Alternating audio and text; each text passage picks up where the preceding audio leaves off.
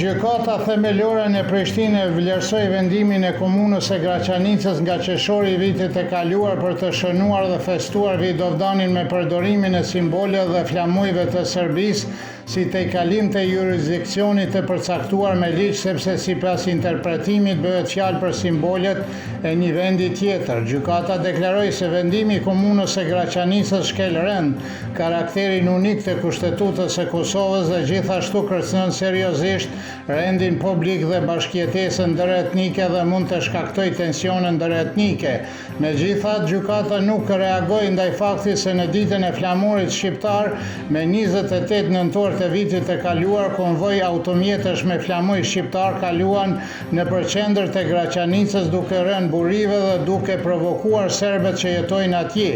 Kjo u theksua edhe nga lista serbe e cila thotë se gjykata ka standarde të dyfishta dhe se i njëjti shpjegim duhet të zbatohet edhe për flamurin e Shqipërisë.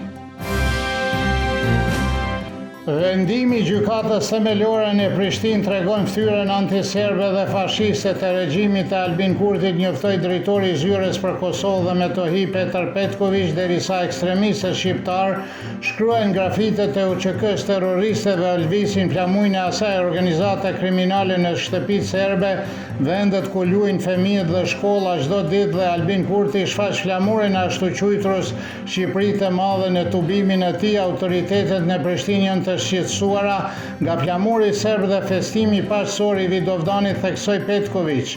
Historiani nga Graçanica Aleksandar Guxhić komenton për Kosovë Online se nëse zbatohet vendimi për ndalimin e flamurit serb, pritet arrestime të reja të serbëve.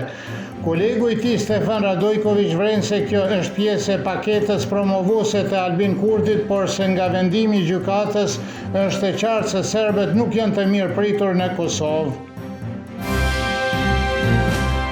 Drejtoresha e Qendrës për Politikë të Jashtme Aleksandra Joksimović theksoi se Ukraina është vendi i fundit që do ta njihte Kosovën lidhur me mosftesën e përfaqësuesve të Prishtinës në samitin e Europës Juglindore dhe Ukraina.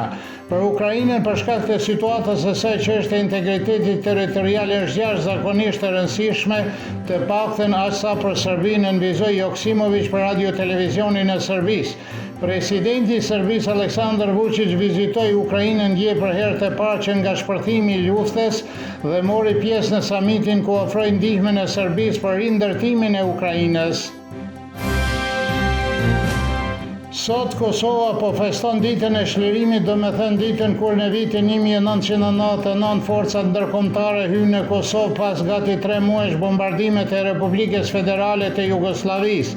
Hyrja e trupave ndërkombëtare në Kosovë, të cila u dha mandatin e bazë të rezolutës 1244, u paraprit nga nënshkrimi i marrëveshjes ushtarako-teknike në Komanove, e cila i dha fund bombardimit të Jugosllavisë në atë kohë. Përkujtimi i përvjetorit filloi në Kosovë disa ditë më parë dhe sot zyrtarët e Kosovës bëjnë homazhe te Ibrahim Rugova, Adem Demaçi dhe Adem Jashari.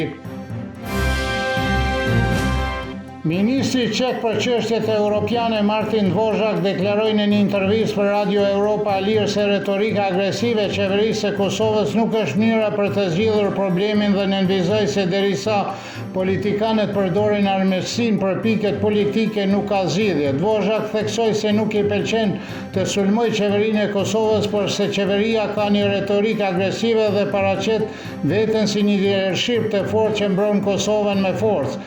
Ajo që nevojitet është qetësimi i situatës dhe një mesazh që është i nevojshëm të shqiptarët të gjejnë një mënyrë për të jetuar së bashku me serbët. Aktivisti austriak i paqes David Schlosinger tha se rrjedha aktuale e dialogut midis Beogradit dhe Prishtinës në kujdesin e Bashkimit Evropian tregoi se ky format ka marrë fund dhe se i përgjigjet vetëm autoriteteve në Prishtinë, prandaj është e nevojshme që negociatat të kthehen në Kombet e Bashkuar. Petar Donić, bashkëpunëtori i Rrugës së Tretë të Re, vlerësoi se Kosova nuk është më në fokus as të administratës europiane dhe as të asaj amerikane, prandaj është vështirë të pritet energji e re në negociatat midis Beogradit dhe Prishtinës. Analisti politik Shkelzen Maliqi vlerësoi se Bashkimi Evropian po kërkon modalitete të reja për dialogun, por edhe për zbatimin e asaj që është rënë dakord deri me tani. Bashkimi Evropian këmbgul në mbështetjen e arritura dhe se ajo ka vlefshmëri ndërkombëtare dhe se të dyja palët duhet i përmbushin detyrimet e tyre, kujton Maliqi. Moti do të jetë pas një mëngjesi të freskët nesër në Serbi, kryesisht me diell dhe i ngrohtë me erë të dopë veriore dhe veri perëndimore. Temperatura më e ulët e mëngjesit do të jetë nga 10 deri në 16, kurse ajo më e larta ditore nga 27 deri në 31 gradë Celsius.